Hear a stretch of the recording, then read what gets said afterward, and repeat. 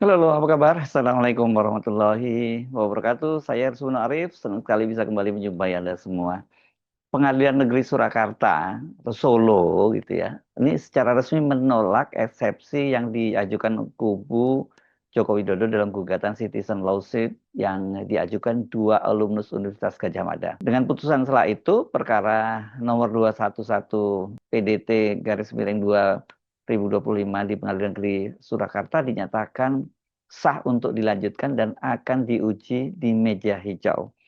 Jokowi itu berstatus sebagai tergugat satu bersama dengan jajaran pimpinan UGM dan juga Kepolisian Republik Indonesia sebagai turut tergugat. Putusan ini tidak sekedar menyentuh aspek prosedural hukum, dia juga membuka kembali perdebatan besar tentang batas transparansi pejabat negara, posisi universitas dan pusaran politik kekuasaan serta independensi aparat penegak hukum. Ketika Majelis Hakim menyatakan Pengadilan Negeri Surakarta berwenang mengadili perkara ini, satu pertanyaan mendasar pun mengemuka. Apakah kebenaran akan benar-benar diuji secara terbuka di persidangan atau ya ini ya harapan semu sajalah, itu nanti akan kembali berhenti karena membentur dinding-dinding kekuasaan. Karena itu karena momen ini ya disambut sangat gembira oleh mereka penggugat dan para pengacaranya, dan tidak berlebihan bila ketua tim pengacara ini penggugat yakni Muhammad Taufik menyatakan putusan ini merupakan kemenangan publik. Penolakan eksepsi menunjukkan perkara ini layak diuji secara terbuka. Ini kemajuan signifikan dalam membuka ruang transparansi bagi rakyat Indonesia, kata dia. Sementara kuasa hukum Joko Widodo, YB Irfan, menyatakan pihaknya menghormati putusan sela tersebut dan akan mengikuti proses selanjutnya. Wajar kalau Taufik menyambut gembira putusan hakim itu.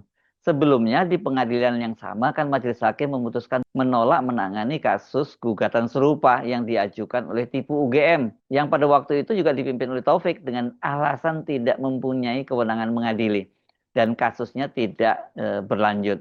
Karena itu ketika kembali mendampingi dua alumni UGM dalam Citizen Lawsuit, Taufik meminta kepada pengadilan untuk mengganti majelis hakim. Jangan sama dengan majelis hakim yang menangani sebelumnya, ya karena dia khawatirkan putusannya ya akan sama lagi. Apa alasannya? Karena kalau majelis hakim yang sama diajukan gugatan yang sama lagi, objeknya yang sama ya, penggugatnya berbeda. Putusan di Pengadilan Negeri Surakarta ini tentu saja merupakan satu kabar baik karena di tengah sejumlah kegagalan gugatan serupa. Bukan hanya di Pengadilan Negeri Surakarta ya, tapi juga di pengadilan lain.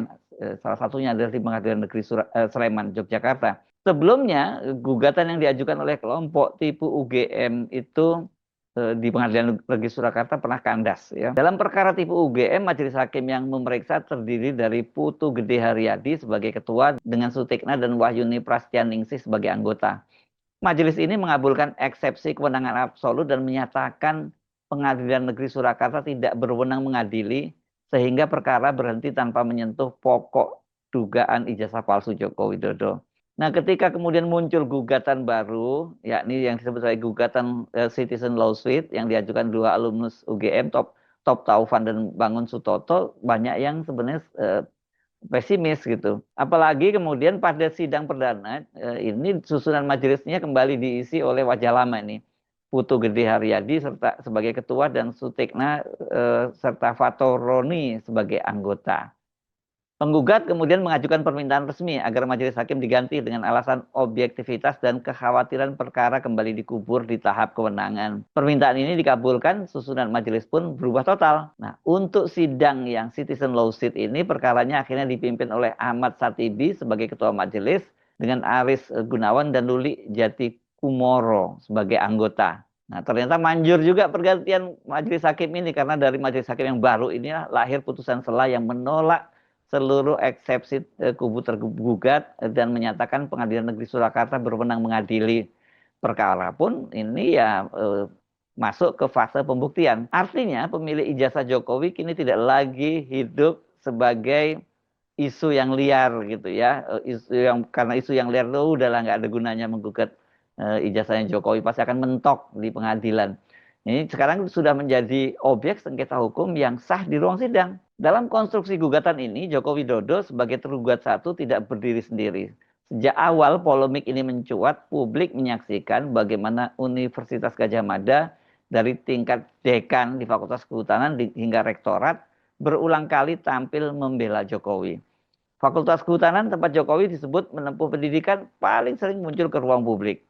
Klarifikasi tentang keabsahan ijazah disampaikan berkali-kali baik oleh dekan fakultas maupun oleh kalau di tingkat lebih atas lagi rektorat ya. Nah kini posisinya mereka-mereka ini masuk yang menjadi tergugat. Ova Emilia sebagai rektor UGM menjadi tergugat 2 dan Wening ini sebagai tergugat 3 ini wakil rektor ya. Dan kemudian kepolisian.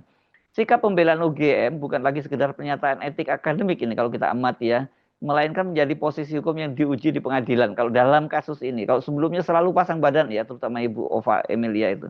Di mata publik ini sering dibaca UGM itu sebagai pasang badan untuk Jokowi dan justru dari sini keraguan tumbuh apakah universitas masih berdiri netral sebagai penjaga kebenaran ilmiah atau telah masuk terlalu dalam ke logika kekuasaan. Dimensi paling sensitif muncul ketika Polri itu ditempatkan sebagai turut tergugat. Nah ini kenapa kok dalam ijazahnya Pak Jokowi Polri juga ikut gugat? Kelihatannya kaitannya karena Polri di bawah kepemimpinan Listio Sigit Prabowo, ini seorang figur yang memang dikenal memiliki relasi kepercayaan yang kuat dari Jokowi, tudingan adanya konflik kepentingan pun ini nggak bisa dihindarkan. Jejak konflik itu terlihat jelas ya. Selain faktor Listio Sigit, itu juga terlihat implementasinya pada saat Bareskrim Polri itu kemudian menolak melanjutkan aduan dari TPUA, tim pembela ulama dan aktivis, dan menyatakan ijazah Jokowi itu asli. Ini dibuktikan melalui mekanisme internal, bukan lewat pembuktian terbuka di pengadilan. Bahkan kemudian ketika TPUA minta agar dilakukan gelar perkara ulang, itu juga kesimpulannya juga sama. Selain Bareskrim, Polda Metro Jaya kan sekarang juga sedang menangani kasus laporan ijazah Jokowi ini ya. Tapi yang melaporkan justru kalau di sini kebalik, ini Jokowinya langsung. Kalau di sana Jokowi diadukan, yang sini Jokowi mengadukan, melaporkan mereka-mereka yang dianggap melakukan fitnah atau penghinaan terhadap dia gitu ya. Dan Polda Metro Jaya itu sudah menetapkan 8 aktivis dan peneliti sebagai tersangka karena mempersoalkan ijazah Jokowi. Nah, pencarian kebenaran berubah menjadi wajah kriminalisasi terhadap pengkritik. Itu persepsi yang sangat kuat di publik saat ini. Maka ketika Polri kini duduk sebagai turut tergugat dalam Citizen Lawsuit di Pengadilan Negeri Surakarta, sesungguhnya yang diuji bukan hanya dokumen, tetapi integritas seluruh proses penegakan hukum. Kenapa kabar ini menggembirakan dan tadinya banyak orang yang pesimis kabar dari Solo ini ya? Karena di luar Solo ini kan juga soal ijazah Jokowi ini masuk ke Pengadilan Negeri Sleman. Ini yang menggugat adalah seorang advokat asal Makassar, namanya Komarudin. Dan perkara itu sudah terdaftar dan yang digugat itu bukan hanya rektor UGM tetapi juga seluruh wakil rektor, dekan Fakultas Kehutanan, kepala perpustakaan hingga dosen pembimbing akademik Jokowi. Ini Pak Kasmujo ya, ini tolong diingat ya. Gugatan itu masuk pada bulan Mei 2025. Namun pada 5 Agustus 2025, Majelis Hakim Pengadilan Negeri Sleman menjatuhkan putusan sela yang mengabulkan eksepsi kompetensi absolut dari UGM. PN Sleman menyatakan tidak berwenang mengadili dan gugatan dinyatakan gugur tanpa menyentuh pokok perkara. Sama kasusnya dengan yang terjadi di Pengadilan Negeri Surakarta. Tapi itu dalam kasus yang mengajukan gugatannya tipu UGM. Nah sekarang ini kan berbeda. Nah mengapa kemudian ada perbedaan ini yang menarik? Karena kalau sebelumnya kita melihat pola yang sama ya. Gugatan di PN Sleman kandas, gugatan di PN Surakarta TPU UGM juga kandas. Tapi sekarang justru gugatan Citizen Lawsuit juga di pengadilan yang sama ternyata kali ini bisa menembus tembok tadi itu ya, tembok gugatan bahwa kewenangan dan tidak kewenangan tadi itu ya. Ini untuk pertama kalinya pengadilan negeri menyatakan siap memeriksa substansi perkara. Jika gugatan ini dikabulkan, itu dampaknya bukan hanya perdata. Karena ini penting dicatat, ini gugatannya adalah gugatan perdata. Ini yang paling penting itu akan menjadi presiden politik paling berat bagi Jokowi sepanjang karirnya. Dan kalau dari sisi hukum itu bisa menjadi jurisprudensi. UGM juga ini bisa dihantam krisis kredibilitas akademik ya. Polri juga akan menghadapi gugatan serius atas integritas proses hukumnya. Itu kalau kemudian gugatan ini nantinya dikabulkan. Jika gugatan dikabulkan ini juga ada implikasi terhadap masalah pidananya. Karena dengan cara seperti itu nantinya juga bisa merambat ke sana ya. Karena dampak dari gugatan ijazah Jokowi ini kalau terbukti palsu kan ini bisa berujung pada tuntutan pidana terhadap Jokowi. Jika gugatan ini ditolak, perkara tetap tidak akan selesai secara politik ini. Walau seperti kasus yang di Solo dan di Sleman ya, kecurigaan tentang perlindungan negara terhadap Jokowi justru akan semakin mengeras. Ketegangan antara masyarakat sipil dan aparat berpotensi membesar. Dalam dua skenario ini negara tetap berada dalam posisi ya tidak diuntungkan dua-duanya ini. Pada akhirnya perkara citizen lawsuit ini bukan lagi satu lembar ijazah. Ini telah berubah menjadi cermin tentang bagaimana kekuasaan, universitas, dan aparat penegak hukum saling berkelindan.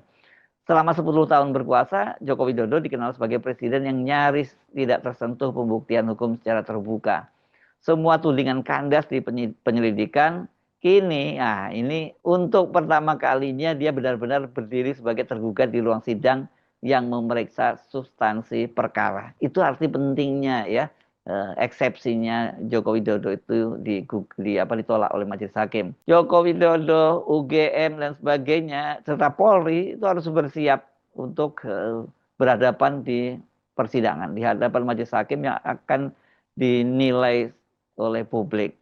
Dan bagi publik saya kira ini juga untuk pertama kalinya benar-benar bisa menyaksikan pertarungan ini di ruang peradilan. Pertanyaannya ini bukan lagi siapa menuduh dan siapa membuktikan. Pertanyaan sesungguhnya adalah apakah negara masih sanggup menghadirkan kebenaran ketika yang diuji adalah bekas penguasa tertinggi. Atau justru sekali lagi kekuasaan membuktikan bahwa terlalu lebih kuat dari kebenaran itu sendiri. Kendati ini mungkin tidak langsung merespon putusan itu, tapi dalam wawancara khususnya dengan Kompas, Pak Jokowi itu mengulang dalil yang selalu diulang-ulang. Katanya siapa yang mendalilkan, siapa yang menuduh itu yang harus membuktikan, kata Pak Jokowi. Bukan dia dong, dia dituduh ijazahnya palsu kok dia yang harus membuktikan. Argumen ini saya kira Pak Jokowi lebih baik disimpan untuk nanti disampaikan ke pengadilan yang akan memutuskan apakah yang menuduhkan itu, yang mendalilkan itu harus membuktikan atau Pak Jokowi yang digugat. Saya kira hakim yang akan menentukan. Ini menarik loh kasus yang di Solo ini ya, bukan sekedar bahwa putusan sela ini menolak eksepsinya kubu Jokowi, tetapi keputusan sela itulah kemudian menjadi jalan buat kita untuk menyaksikan secara langsung di pengadilan bagaimana wacana soal ijazah Jokowi itu dipersoalkan dan mereka nanti akan saling beradu argumentasi.